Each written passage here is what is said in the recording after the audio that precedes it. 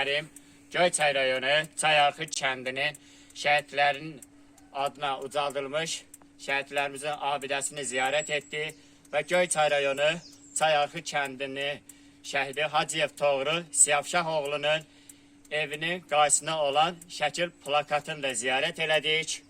Allah bütün şəhidlərimizə rəhmət eləsin.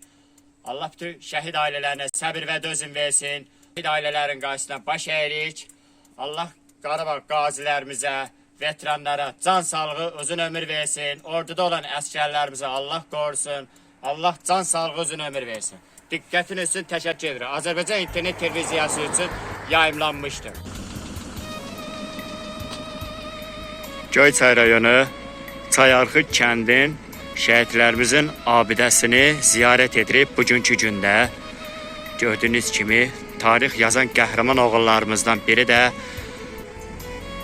Füzuli rayonunda gedən döyüşlərdə şəhid olmuşdur. Hacıyev Toğrul Siyavşahoğlu. 4-2 ay 1991-ci il təvəllüddü şəhidimiz Göyçay rayonu Çayarxı kəndin şəhidi. 25-i 10-cu ay 2020-ci ildə şəhidlik zirvəsinə ucalmışdır.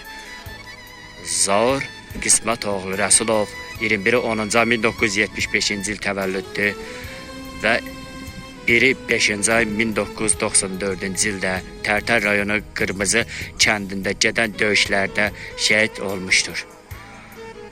Şaiq Məmmədov Əcdaroğlu 1-i 1-ci ay 1973-cü ildə təvəllüddüdür, bəli. 9-u 2-ci ay 1994-cü ildə Füzuli rayonunda gedən döyüşlərdə şəhidlik zirvəsinə ucalmışdır. Və Elşən Bəkirov Zakiroğlu 12-ci ay 1974-cü il təvəllüddüdür. 8-i 2-ci ay 1993-cü ildə Ağdərə rayonu Mehmanlı kəndində gedən döyüşlərdə şəhidlik zirvəsinə ucalmışdır. Nahid Abdullah oğlu Abdullayev 12-si 6-cı ay 1973-cü il təvəllüddü. 19-u 7-ci ay 1992-ci ildə Ağdərə rayonunda gedən döyüşlərdə şəhid olmuşdur. Fuad Xalidov Faiq oğlu 21-i 8-ci ay 1973-cü il təvəllüddü. 17-si 7-ci ay 1992-ci ildə Ağdərə rayonu Umudlu kəndində gedən döyüşlərdə şəhidlik zirvəsinə ucalmışdır. Tarix yazan qəhrəman oğullarımızın abidəsi ucalmışdır Göyçay rayonu Çayarxı kəndində.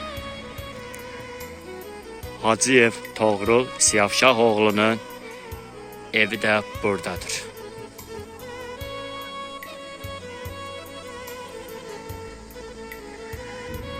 Burada şəhidimizin yaşadığı, doğulduğu yerdir, evdir. Şəhid Hacıyev Toğrul Siyavşahoğlu'nun bu evdə yaşamışdır. 4-2 ay 1991-ci il təvəllüddü və 25-i 10-cu ay 2020-ci il tarixində Füzuli rayonunda gedən döyüşlərdə şəhid olmuşdur. Və 2 övladı bizlərə amanət olmuşdur. Bu da Türkiyəmizin bayrağıdır. Bu da şəhidimizin evidir. Və bu da Azərbaycanın bayrağıdır.